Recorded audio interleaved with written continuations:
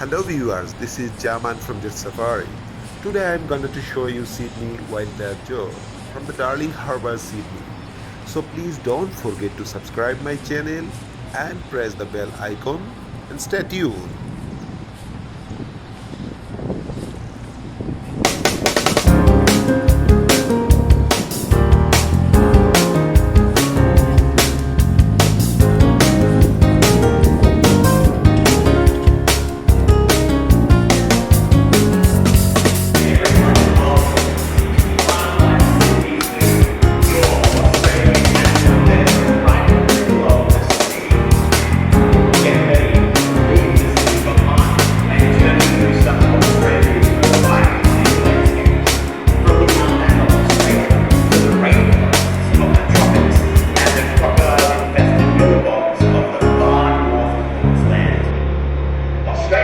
Is home to some of the world's most iconic, unique, endangered, and dangerous animals.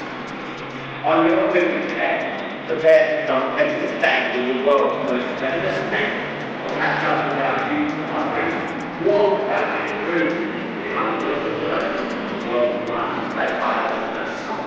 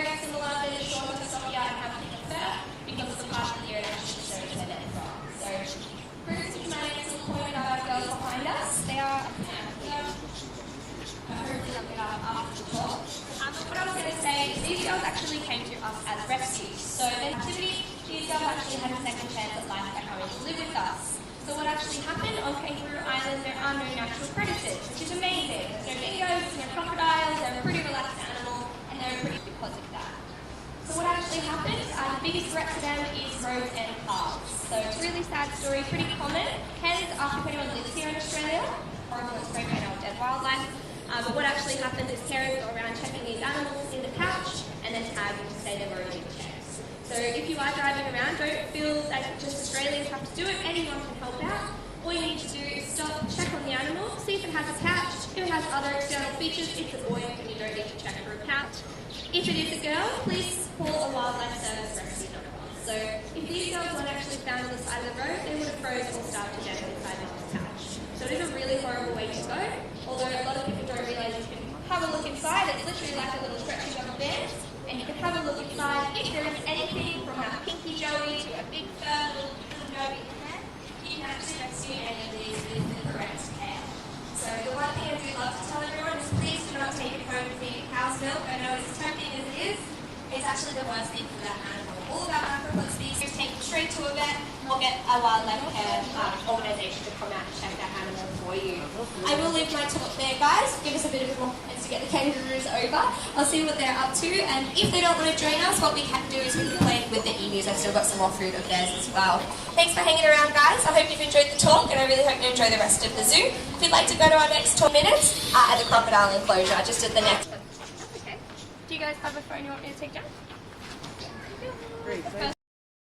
So my name is Ash. I'm one of the keepers lucky enough to work with wildlife's biggest and most fearsome resident, our saltwater crocodile, Rocky. And also these gorgeous red-collared lorikeets. So you'll see about 8 of these cheeky girls flying. Now I'm really glad he is up on that land for you guys to see at the moment, because I don't actually gauge his size. You see, when crocodiles are in the water, the way our human vision works going into different surfaces can make things either look larger or smaller than they appear. Now, for a crocodile in the water, makes them look 30% smaller. Pretty much lulls all other animals around them into a false sense of security. You're not as big as you look. But they definitely are. So you guys can actually gauge how large and how impressive this big boy actually is. Now, unfortunately, crocs had a little bit of a tough start in Australia, and back in the 1940s, they were hunted to such a degree that they were almost declared extinct in the wild in Australia. So people were hunting them for things like leather, for trophies, for game, and just out of fear. Because humans had very little understanding of how incredible these animals actually were. So our government stepped in, they made it illegal to hunt saltwater crocodiles in Australia, and they also set up a few breeding facilities around our northern end, where our wild crocs are found, to start replenishing these numbers. Now today, crocs have a conservation status of least concern. So what that means is there's a saying that goes around. Out in the wild, if you see one croc, there's generally 15 more quite near it. So with Rocky, his name relates to his backstory. Rocky was once a wild crocodile found up in an area called Rockhampton Beach. Now if you guys are familiar with Australia, Rockhampton Beach is this really popular tourist spot in northern Queensland, and it's also known for its windsurfing. So as you guys can probably guess, 4.2 metre saltwater crocodile, tourists, windsurfers. It's not a good combination, and something's bound to go wrong. One day, something did. Rocky got too close. He ended up biting the board of one of those windsurfers. So that's when park rangers said, okay, he can't stay on this beach, he probably needs to be public beach in Queensland.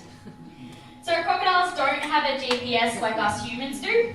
What they actually do is they wait to read where they are.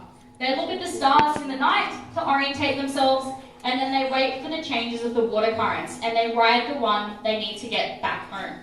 So if they moved Rocky away from Rockhampton Beach, he would most likely swim straight back, and back to terrorising tourists and windsurfers.